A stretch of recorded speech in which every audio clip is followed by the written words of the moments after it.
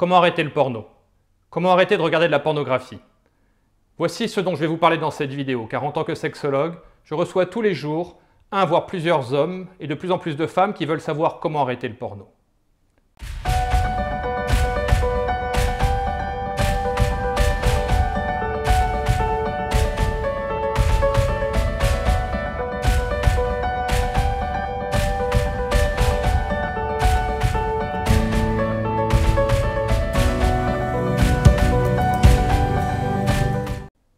Je m'appelle Ronan Moelle et je suis sexologue à Brest où j'exerce en cabinet depuis 20 ans, mais aussi à distance en consultation par Skype ou par WhatsApp. Je suis ce qu'on appelle un sexologue clinicien, c'est-à-dire que tous les jours je reçois des hommes et des femmes qui viennent me voir pour savoir comment ils peuvent résoudre différents problèmes sexuels. Et comme je vous l'ai dit, savoir comment arrêter le porno est un motif de consultation de plus en plus fréquent. La première chose que je vais vous expliquer, c'est pourquoi vous êtes devenu accro au porno, car on combat mieux un ennemi que l'on connaît et il est important que vous compreniez que vous êtes une victime, pas un coupable. La majorité des hommes qui me consultent pour savoir comment arrêter la pornographie ont tendance à culpabiliser. Ils ont parfois même honte d'être tombés dans cette addiction, alors que, comme vous allez le comprendre, vous êtes en fait une victime. Et c'est en comprenant cela que vous arriverez plus facilement à vous débarrasser de ce poison. Ensuite, dans un deuxième temps, je vais vous expliquer exactement ce que vous devez faire pour savoir comment arrêter le porno. Car comme je vous l'ai dit, la dépendance à la pornographie est une véritable addiction, comme le tabagisme ou l'alcoolisme. Arrêter le porno est quelque chose de difficile. Vous avez peut-être déjà essayé de le faire et rechuté si vous regardez cette vidéo. Il faut donc bien se préparer pour mettre toutes les chances de son côté. La première chose importante à savoir avant de savoir comment arrêter le porno, c'est pourquoi on devient addict. Si aujourd'hui vous êtes addict au porno, comme je vous l'ai dit, c'est parce que vous êtes une victime. Victime de deux ennemis, tout d'abord la nature et l'industrie de la pornographie. La nature parce qu'elle n'a en fait jamais prévu que nous, humains, soyons confrontés à des films pornographiques. En fait, nous sommes le fruit de 300 000 ans d'évolution. La pilule contraceptive n'existe que depuis 45 ans. Notre cerveau n'a donc toujours pas compris qu'aujourd'hui nous faisions l'amour surtout pour le plaisir. Pour notre cerveau et notre instinct, tout acte sexuel est un acte de reproduction. Qu'il soit virtuel ou réel, car il ne fait pas la différence, le réel est simplement plus fort pour lui. Donc, que vous fassiez l'amour avec une partenaire, que vous vous masturbiez devant un porno, ou même que vous pensiez à un acte sexuel, pour votre cerveau, il s'agit là d'un acte de reproduction qui mérite une récompense. Car la nature nous a en fait programmés pour certains actes. C'est ce qu'on appelle le principe de récompense. Les actes qui nous permettent de rester en vie et qui permettent la reproduction de l'espèce. Pour cela, c'est assez simple. À chaque fois que notre instinct veut nous faire faire quelque chose, il génère la frustration et quand nous faisons ce qu'il souhaite, il nous récompense par la sécrétion d'une substance qu'on appelle la dopamine. C'est cette substance qui est responsable de la sensation de plaisir. Et plus la dose de dopamine est forte, plus le plaisir est intense. Quand vous buvez alors que vous avez soif, par exemple, quand vous mangez alors que vous avez faim, ainsi que dans tout acte sexuel où le système est particulièrement puissant. On a rarement un orgasme en buvant un verre d'eau. Le problème, c'est que ce système de récompense a été fait pour vivre dans un monde sans pornographie. Pendant très longtemps, il a été difficile pour un homme de voir une femme nue, encore plus de voir une femme faire l'amour. Donc tout d'abord, nous sommes devenus ultra sensibles avec le temps. Il est probable que nos arrière-grands-pères étaient très excités par la simple vue du mollet d'une jeune fille. La nature nous a en quelque sorte transformés en obsédés sexuels, car en plus, le système de récompense est associé à un principe d'accoutumance dans tous les domaines sauf la sexualité. Pour que nous ne buvions pas jusqu'à en mourir ou que nous ne mangions pas jusqu'à en mourir, très rapidement, la récompense diminue. Si vous avez soif et que vous buvez un verre d'eau, la première gorgée est associée à une grosse dose de dopamine, elle est très agréable. La deuxième, un peu moins. La troisième encore moins. Au bout de 4 ou 5 gorgées d'eau, la dose de dopamine est tellement faible qu'il n'y a plus de plaisir à boire, et donc vous arrêtez. Mais dans la sexualité, la nature n'a pas prévu de système d'accoutumance. Tout simplement parce que pour la nature, plus un homme fait l'amour avec des femmes, plus il mélange les gènes et mieux c'est pour l'espèce. La nature, je vous le rappelle, n'a pas prévu qu'un jour nous rencontrions la pornographie. C'est ce qu'on appelle l'effet Coolidge. L'effet Coolidge, c'est le principe qui veut qu'un mâle, quelle que soit l'espèce, reste toujours aussi excité tant qu'on lui présente des nouvelles partenaires sexuelles. C'est pour cela que d'ailleurs, quand vous regardez du porno, il est probable que vous changiez de vidéo un petit peu à chaque fois, même si vous avez sans doute une ou deux femmes dont vous préférez le type. C'est aussi pour cela que vous avez du mal à faire plusieurs fois l'amour avec la même femme. Car c'est un peu comme si votre cerveau ne comprenait pas pourquoi vous voulez mettre enceinte une femme que vous avez déjà fécondée juste avant. Donc l'effet Coolidge, qui fait qu'il n'y a pas d'accoutumance, associé à notre hypersensibilité naturelle, nous a en fait transformés en obsédés sexuels. Sauf que pendant longtemps, nous avons été protégés, car jusqu'à il y a peu, il était difficile d'accéder aux films pornographiques. Il fallait payer, affronter le regard de quelqu'un, avoir 18 ans. Il était difficile de multiplier les partenaires sexuels. Et puis, il y a 20 ans, est arrivé Internet à haut débit et le porno d'accès facile. Pour notre cerveau, Internet est devenu une sorte de coffre au trésor, rempli de femmes toujours plus belles, toujours plus sexy, qui font des trucs toujours plus hard. Aujourd'hui, tous les hommes regardent occasionnellement, régulièrement de la pornographie. Ceux qui ne le font pas sont tellement rares que ce sont plutôt des exceptions qui confirment la règle. Mais le problème, c'est que du coup, sous le crâne de la majorité des hommes, la dopamine coule à flot. Et au bout d'un certain temps, à force d'être sollicités, les récepteurs de cette substance, la dopamine, finissent par perdre leur sensibilité. Pour avoir la même sensation de plaisir, il faut alors une plus grande quantité de dopamine, et donc des stimulations plus fortes. Mais ce n'est pas un problème, puisque l'industrie de la pornographie a prévu des vidéos de plus en plus hard. Donc petit à petit, l'homme qui est accro au porno regarde des vidéos plus hard, parfois atypiques, voire bizarres, ce qui génère une forme de culpabilité, un sentiment d'être bizarre, même peut-être pervers. Et ce sentiment négatif alimente le besoin de se sentir bien et donc de regarder du porno. Le cercle vicieux de l'addiction a commencé à se mettre en place. Petit à petit, devenant de moins en moins sensible à la dopamine, il perd l'intérêt pour tous les petits plaisirs du quotidien. La pornographie et se masturber devient sa seule source de plaisir. Le problème, c'est que cela a des conséquences. Tout d'abord, ça provoque un isolement social, parfois même une baisse de morale, voire une dépression. Ensuite, au niveau sexuel, ça va générer des problèmes sexuels. Car petit à petit, le cerveau de l'homme accro au porno, à force d'être stimulé par des femmes toujours nouvelles et des stimuli très forts, peut ne plus trouver suffisamment excitante une femme normale, même si elle est belle, même s'il a des sentiments très forts pour elle. Car il faut bien comprendre que ce ne sont pas les sentiments qui alimentent la sexualité. Les sentiments sont très importants dans la réussite du couple, mais ils vont alimenter la complicité, la connivence, l'amitié, pas la sexualité. Ce qui alimente la sexualité, c'est l'excitation sexuelle. Et le carburant de l'excitation sexuelle, c'est nos perceptions, ce que nous voyons, ce que nous touchons, ce que nous entendons, et toutes les pensées plus ou moins avouables que nous avons en tête, les fantasmes. Mais le cerveau d'un homme habitué à être nourri directement par des vidéos a perdu l'habitude de fantasmer. Il devient moins sensible, et du coup, l'homme qui est addict au porno commence par avoir une baisse de désir sexuel, puis en général du mal à éjaculer, voire une impossibilité à finir un rapport sexuel. Ensuite, il commence à avoir des problèmes d'érection, et dans les cas les plus extrêmes, il peut même y avoir des mises en danger en ne respectant pas toujours la loi. Car certains hommes éprouvent le besoin de se masturber tout le temps, y compris au travail par exemple, ou pour être stimulés sexuellement, vous recherchez une source d'excitation très forte. C'est pour ça qu'on entend parfois parler d'hommes qui se sont masturbés dans le métro par exemple, ou d'hommes qui se frottent à des femmes dans les transports en public, sans réaliser qu'en fait, tout cela peut entraîner des peines de prison. L'addiction à la pornographie, comme le tabagisme ou l'alcoolisme, peut donc avoir des conséquences dramatiques. Vous êtes une victime parce que la nature n'a jamais prévu les films porno, et parce qu'en face de vous, il y a une industrie qui génère des millions. C'est fini l'époque où les films pornographiques se tournaient dans des caves en douce. Aujourd'hui, il y a des buildings flambant neufs.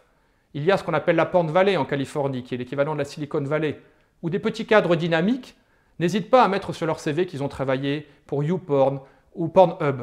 Ils en sont fiers, et ces entreprises utilisent des psychologues, des designers, des marketeurs, pour vous garder le plus longtemps possible accro. Car plus vous passez de temps sur le site, plus vous voyez de pubs, et plus le site peut vendre cher ses publicités aux annonceurs. Pour savoir comment arrêter le porno, vous allez donc devoir apprendre à vous protéger. Vous protéger de la nature, vous protéger de la pornographie et vous protéger de vous-même. Vous allez devoir préparer le terrain aussi, car vous allez passer par une période de sevrage et sans doute une période de manque. Il est probable que dans quelques semaines, le temps que les récepteurs de dopamine se réparent, la simple vue d'une photo sexy puisse être le début d'un engrenage qui vous fera rechuter. Je vais donc vous expliquer maintenant comment arrêter le porno. La première chose, la plus importante, c'est que vous devez commencer par préparer le terrain. Dans un premier temps, je vous conseille de bien observer pourquoi, quand et comment vous regardez de la pornographie. Regarder de la pornographie est en fait pour vous une habitude. Une habitude fonctionne toujours sur le même principe. Un déclencheur, un comportement, une récompense. Le déclencheur, ça peut être par exemple « je m'ennuie ». Le comportement « je regarde du porno ». La récompense « je me suis occupé l'esprit pendant un certain temps ». Ou le déclencheur peut être « j'ai un gros stress ». Le comportement « je regarde du porno, je me masturbe ». La récompense « ça me détend ». Repérez bien quand, comment et pourquoi vous regardez du porno. Notez ça bien, Et pour chaque situation, essayez de prévoir 2-3 réponses adaptées. Il est plus facile de modifier une habitude que d'essayer de lutter contre elle. Donc essayez de trouver des réponses adaptées pour remplacer le fait de regarder du porno, comme faire du sport, aller voir des amis, aller dans une activité en public, etc., etc. Par exemple, vous pourrez, dans le cas du stress, si vous vous rendez compte que vous regardez de la pornographie et que vous vous masturbez pour vous détendre après le travail, prévoir d'avoir vos affaires de sport dans la voiture et avant de rentrer chez vous, aller directement courir une demi-heure ou 3/4 d'heure ou aller à la salle de gym. Je vous conseille aussi de prévoir le planning pour le mois à venir. Vous allez vous fixer un premier objectif qui va être d'arrêter définitivement le porno et d'arrêter de vous masturber pour au moins un mois. Vous verrez ensuite si vous souhaitez ramener la masturbation dans votre vie ou pas. Mais dans le mois à venir, vous devez éviter toute pornographie, toute masturbation. Essayez de rester le moins possible seul. Soyez au maximum occupé. En arrêtant le porno, vous allez libérer beaucoup de temps et d'énergie que vous passiez avant sur les sites pour adultes à vous masturber. Si vous n'utilisez pas ce temps et cette énergie dans des activités constructives, vous allez devenir une véritable cocotte-minute et vous risquez de rechuter. Prévoyez donc de vous inscrire à des nouvelles activités, d'aller voir des amis, de faire des choses pour occuper le plus possible ce mois. Ensuite, préparez le terrain.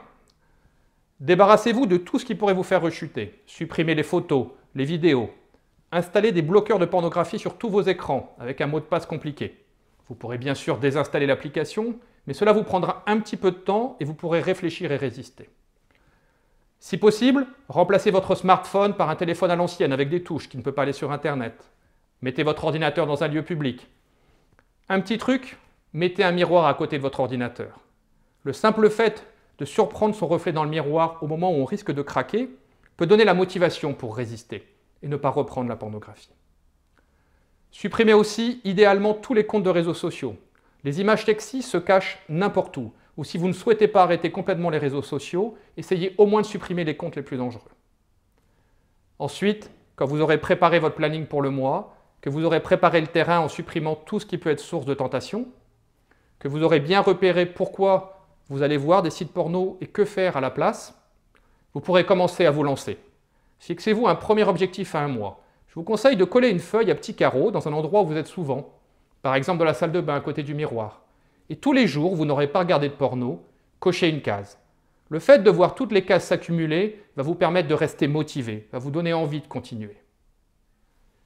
Deuxième chose importante pour savoir comment arrêter le porno. Comme pour beaucoup d'hommes, il est probable qu'aujourd'hui, regarder de la pornographie et vous masturber soit devenu une technique de relaxation.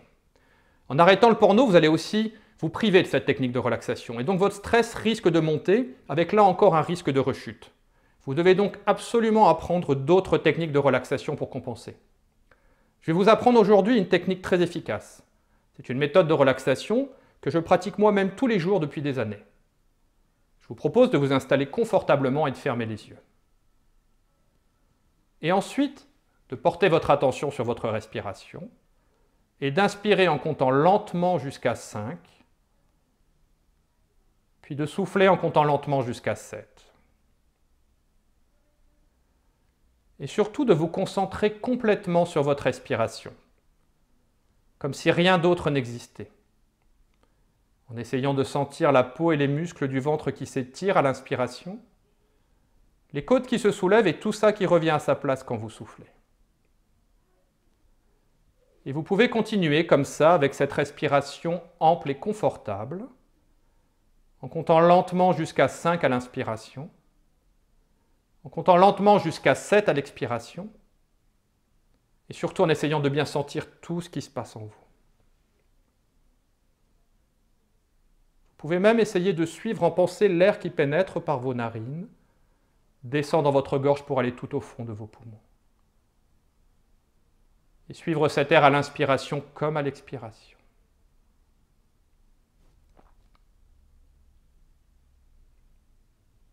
Alors vous allez pouvoir ouvrir les yeux. C'est sans doute la première fois que vous faites cet exercice. Vous ne l'avez fait que pendant quelques secondes et pourtant, vous avez peut-être déjà senti un peu de détente.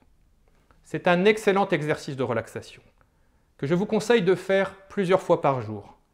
À chaque fois pendant 3 à 5 minutes, concentrez-vous sur votre respiration, inspirez en comptant lentement jusqu'à 5 et soufflez en comptant lentement jusqu'à 7. Et surtout, essayez de bien sentir tout ce qui se passe en vous. Souvenez-vous bien que c'est avant tout un exercice de concentration. La détente est un bénéfice secondaire. Je vous conseille aussi de mettre en place d'autres techniques de relaxation qui vous correspondent. Le sport, le yoga peut-être. Idéalement de faire de l'hypnose avec un sexologue formé à la technique ou au moyen d'enregistrement.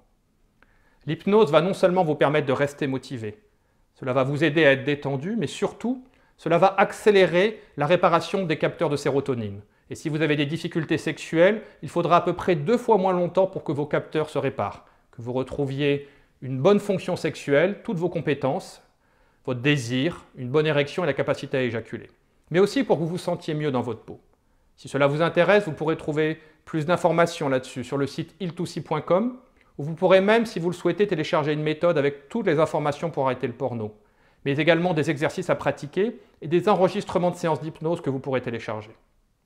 Idéalement, faites-vous aider par d'autres personnes. Vous pouvez aller sur des sites comme stopfab.org par exemple, ou sur des forums destinés à l'addiction à la pornographie. Vous pourrez y discuter sous couvert d'anonymat avec d'autres personnes qui rencontrent les mêmes difficultés que vous. Vous pouvez aussi aller voir un professionnel, un sexologue ou un psychologue.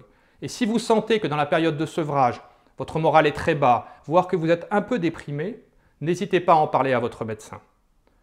Il s'agit, je le rappelle, d'une véritable dépendance, d'une véritable addiction, comme le tabagisme ou l'alcoolisme. Et arrêter quand on est accro au porno est quelque chose de difficile. Mais par contre, ça vaut vraiment la peine. Vous pouvez difficilement imaginer tous les bénéfices que vous allez tirer au fait d'arrêter le porno. Peut-être même n'avez-vous jamais connu de sexualité sans pornographie si vous avez moins de 30 ou 35 ans. Vous allez non seulement libérer beaucoup de temps et d'énergie, vous allez non seulement éviter des problèmes sexuels, mais vous allez vous sentir plus confiant, plus sûr de vous. Vous serez également plus séduisant et plus attirant, car tout le temps et l'énergie que vous allez libérer, vous allez pouvoir l'utiliser en termes de développement personnel, pour devenir petit à petit une meilleure version de vous, un homme plus confiant, plus sûr de lui et donc plus attirant, car les hommes qui vont bien sont naturellement séduisants. Si vous souhaitez plus d'informations, que ce soit sur comment arrêter le porno, sur l'arrêt de la masturbation ou sur la sexualité, les différents problèmes sexuels, vous pouvez aller sur des sites comme il2c.com ou coteslip.com. Vous y trouverez pas mal d'articles avec des astuces, des exercices à pratiquer, mais aussi des méthodes pour améliorer son pouvoir de séduction et pour être un meilleur partenaire sexuel.